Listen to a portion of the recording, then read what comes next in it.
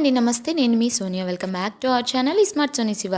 దేవి నవరాత్రుల్లో 5వ రోజు అమ్మవారికి నైవేద్యంగా దద్దోజనం, అలాగే 6వ రోజు కేసరిని అయితే పెడతారు. ఈజీ వేలో ఎలా చేసుకోవాలో ఈ వీడియోలో అయితే చూపించిపోతున్నాను. రోజుకి 2 చొప్పున 10 రోజులు 10 ప్రసాదాలను అయితే చూపిస్తున్నాను. మిగిలిన ప్రసాదం రెసిపీస్ అన్ని డిస్క్రిప్షన్లో ఇస్తాను, వెళ్ళి చూసేయండి.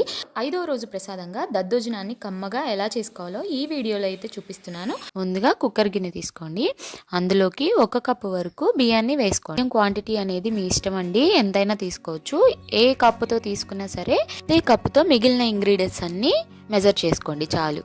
బియ్యాన్ని 2-3 సార్లు వాష్ చేసేసుకున్న తర్వాత 2.5 గ్లాసులు వాటర్ వేసేసుకొని కుక్కర్ మూత పెట్టేసుకొని మీడియం ఫ్లేమ్లో 2 విజిల్స్ రానివ్వాలి. 2 విజిల్స్ వచ్చిన తర్వాత ప్రెజర్ అంతా పోయిన తర్వాత కుక్కర్ మూత ఓపెన్ చేసి అన్నాన్ని గరిటితో కానీ స్మాషర్తో కానీ మెత్తగా మెదిపేసుకోవాలన్నమాట. నేను వీడియోలో చూపిస్తున్నాను కదా, సో ఇలా పలుకులేమీ లేకుండా మెదిపేసుకున్న తర్వాత ఇప్పుడు ఇందులోకి మనం ఏ కప్పుతో అయితే బియ్యం తీసుకున్నామో సో అదే కప్పుతో 1.5 కప్పు దాకా పాలు వేసుకోవాలి. పాలు కూడా వేసుకున్న తర్వాత అంతా కలిసే విధంగా మిక్స్ చేసుకోవాలి.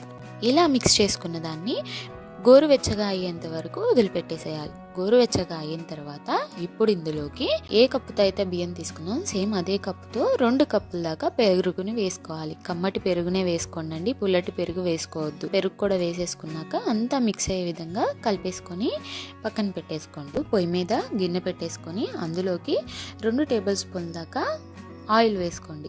ఇప్పుడు ఇందులోకి 1 టేబుల్ స్పూన్ పచ్చిశనగపప్పు, 1 టేబుల్ స్పూన్ మినప్పప్పు, 1/2 టేబుల్ స్పూన్ ఆవాలు, 1 టేబుల్ స్పూన్ మిరియాలు వేసుకొని 1 టేబుల్ స్పూన్ జీలకర్ర కూడా వేసుకొని ఎండుమిర్చి వేసుకొని అలాగే 1 స్పూన్ సన్నటి అల్లం తురుము వేసుకొని మీ కారానికి తగినట్టు పచ్చిమిర్చి వేసుకొని 1/4 టీ స్పూన్ దాకా ఇంగువ కూడా వేసుకొని వీటన్నిటిని బాగా ఫ్రై అయ్యేంత వరకు ఫ్రై చేసుకోవాలి. ఇలా ఫ్రై అయిన వాటిలో 2-3 కరివేపాకు రెమ్మల్ని కూడా వేసేసుకొని ఇది కూడా కొంచెం ఫ్రై చేసేసుకున్న తర్వాత ఈ తాలింపుని తీసుకెళ్ళి ముందుగా మనం రెడీ చేసి పెట్టుకున్న దద్దోజనంలో వేసేసుకోవాలి.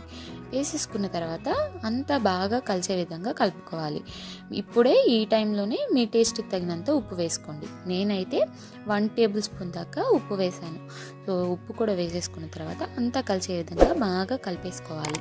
చూసారు కదా, ఇలా కలిపేసుకున్న దద్దోజనాన్ని అమ్మవారికి నైవేద్యంగా సమర్పించడమే. అంతేనండి, చాలా ఈజీ ప్రాసెస్లో చాలా తేలిగ్గా చేసేసుకున్నాం కదా.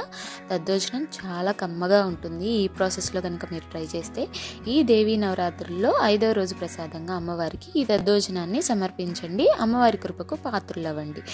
6వ రోజు ప్రసాదంగా రవ్వ కేసరిని ఈజీగా అలా హెల్దీగా బెల్లంతో ఈ వీడియోలో చేసి చూపిస్తున్నాను. ముందుగా పొయ్యి మీద ప్యాన్ పెట్టేసుకుని 2 టేబుల్ స్పూన్ దాకా గీ వేసుకోవాలి.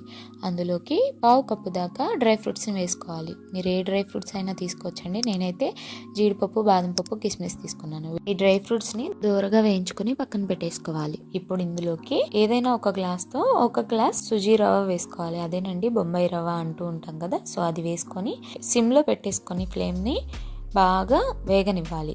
రవ్వ వేగేలోపు మనం ఒక గిన్నె తీసుకొని 1 గ్లాస్ రవ్వకి 4 గ్లాసుల దాకా నీళ్ళు వేసుకోవాలి. వేసుకొని వేరొక బర్నర్ మీద ఈ నీళ్లు బాగా బాయిల్ అయ్యేంత వరకు బాయిల్ చేసుకోవాలి. రవ్వ అనేది ఇలా చక్కగా వేగిపోవాలి.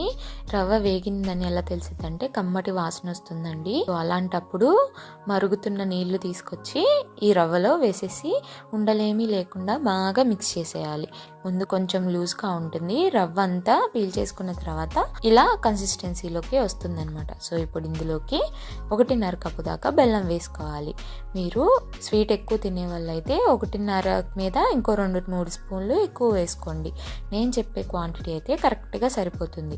సో బెల్లం కూడా అంతా కరిగిపోయి రవ్వ అనేది ఈ కన్సిస్టెన్సీలో వచ్చిన తర్వాత ఇప్పుడు ఇందులోకి 1 లేదా 2 టేబుల్ స్పూన్ దాకా గీ వేసుకోండి.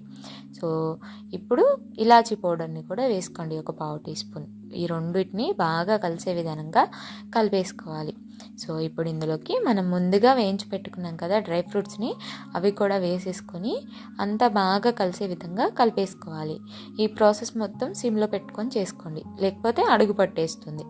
సో ఇప్పుడు స్టవ్ ఆఫ్ చేసేసుకొని పక్కకు దించేసుకొని బౌల్లో వేసి అమ్మవారికి నైవేద్యంగా పెట్టడమే. అంతేనండి, చాలా టేస్టీగా చాలా ఎమ్మీగా ఉంటుంది. మోస్ట్లీ ఇంపార్టెంట్, చాలా హెల్తీ కూడా. సో ముసలి వాళ్ళ దగ్గర నుంచి చిన్నపిల్లల వరకు హ్యాపీగా పెట్టేసేయచ్చు. బెల్లంతో చేసాం కాబట్టి అందరూ హ్యాపీగా తినచ్చు. సో చూసారు కదా, 5వ రోజు ప్రసాదం దద్దోజనం, 6వ రోజు ప్రసాదం రవ్వ కేసరిని. సో చాలా ఈజీ వేలో చూపించేశాను కదా. సో తప్పకుండా ఈ వీడియోని చూశాక మీరు కూడా ఇంట్లో ట్రై చేసి మీ ఫీడ్బ్యాక్ని నాతో షేర్ చేసుకోవడం అస్సలు మర్చిపోవద్దు. ఈ 2 రెసిపీస్ నచ్చినాయి అని అనుకుంటున్నాను. నచ్చితే వీడియోని లైక్ చేయండి, షేర్ చేయండి, స్మార్ట్ సోనీ శివ ఛానల్ని సబ్స్క్రైబ్ చేయండి. ఈ వీడియో అయితే అంతే. బాయ్.